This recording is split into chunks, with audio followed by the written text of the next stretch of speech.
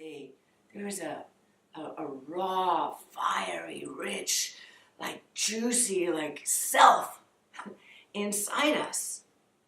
And the toned down us, the one that's packaged beautifully, or the one that's reserved and held, and the one that's very like, can be, whether it's outward or inward, or whatever that is, it's a makeup. It's still an environment that is made up. So the you that's traveling in this personality that's called your name, whatever it is now, was made up of the stories that you've told yourself from the events that have happened. So experiences happen, you have an event happen. The facts happen. You had a car accident, boom, that car hit that car. That's true. And then there's what you told everybody else when you told them, oh my God, you wouldn't believe what happened. I was driving down the road, and then and this car hit me, and I couldn't believe it, and I got out and yelled at him. He pissed me off. And you've got your story. And there you go. And a series of things happen, and over time, a series of conversations that we have with ourselves become embedded in us in a way that merges with the personality, and then you start believing the stories yourself. As though something that happened when you were 5, and what you told yourself with your limited amount of reasoning at 5, and yet the decisions that you made about life at 5, based on that experience, are shaping what shows up in your life today. Sometimes I tell a story about the lady in one group who broke her grandmother's vase. She remembered the story after a lot of struggling with trying to figure out why she'd suffered so much and why she didn't like herself, and what was the original conversation. What could she remember about telling herself that she was so bad? At 4 years old, she was told not to play in the foyer of her grandmother's house. And of course, you're 4, you play, you do what you, hello. And so she broke her grandmother's vase. And she remembered through a series of experiences, feeling so much shame. She was scared. She loved her grandmother. Oh my God, she felt bad. Can you imagine what a 4-year-old tells herself out of shame? I shouldn't have done it. I'm so bad. My grandmother's not going to love me anymore. Whatever it is.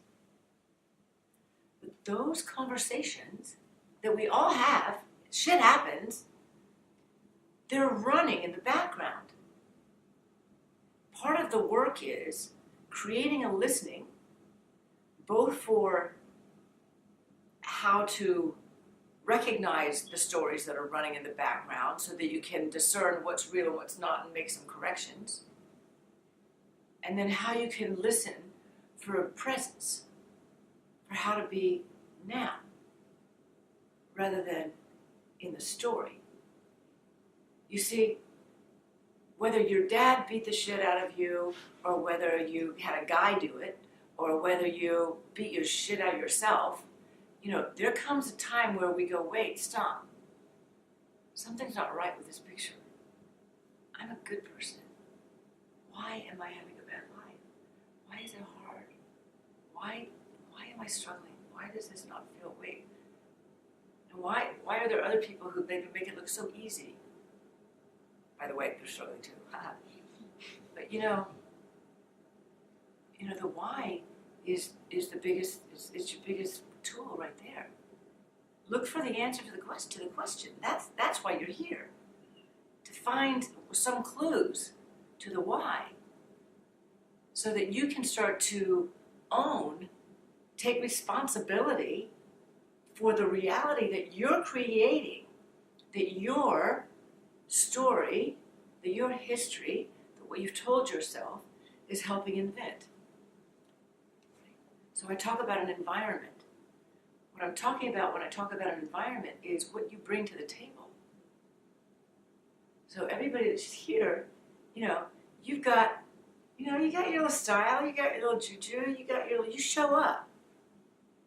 And either you're showing up or showing up. It's okay. There's no wrong way to show up. Right now, you just show up. You got yourself here. Yeah. What I'm going to call you to is a different kind of showing up.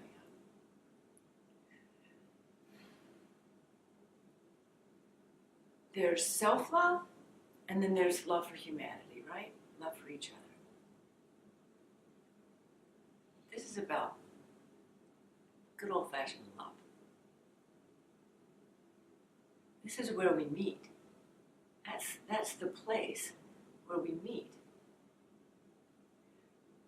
And the only way, the way to love, to feel love, is in presence. When you're here now, you're available to feel.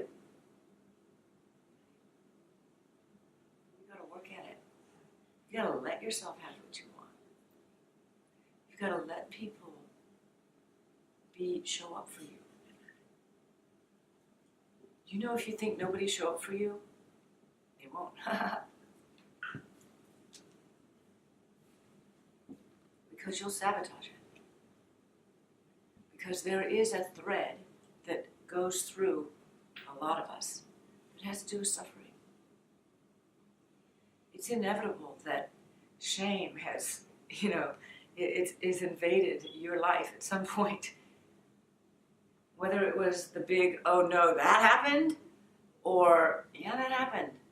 Whatever happened, the shame follows you. It follows us. And for some people, it's big, and it's real, and it's hard. And for some people, it looks a lot bigger than it is. It's like the shadow. And then comes in the love.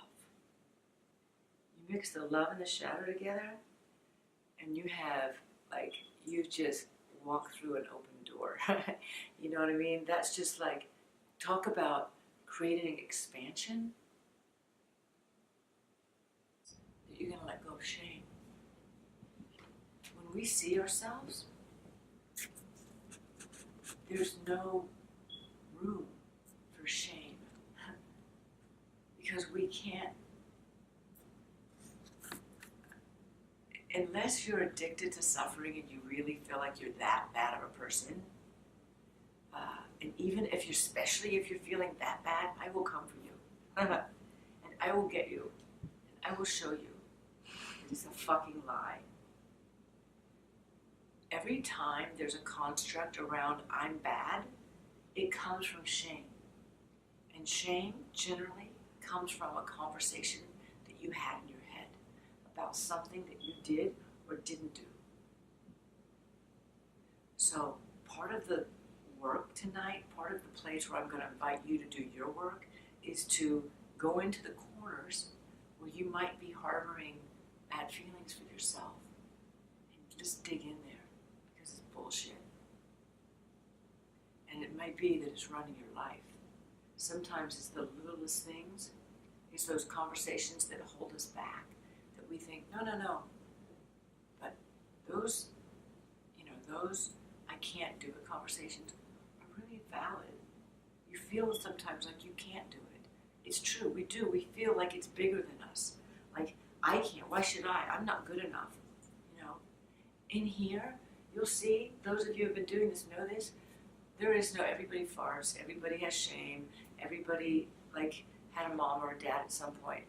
It happens, right? We get to a point where we say enough is enough, now what?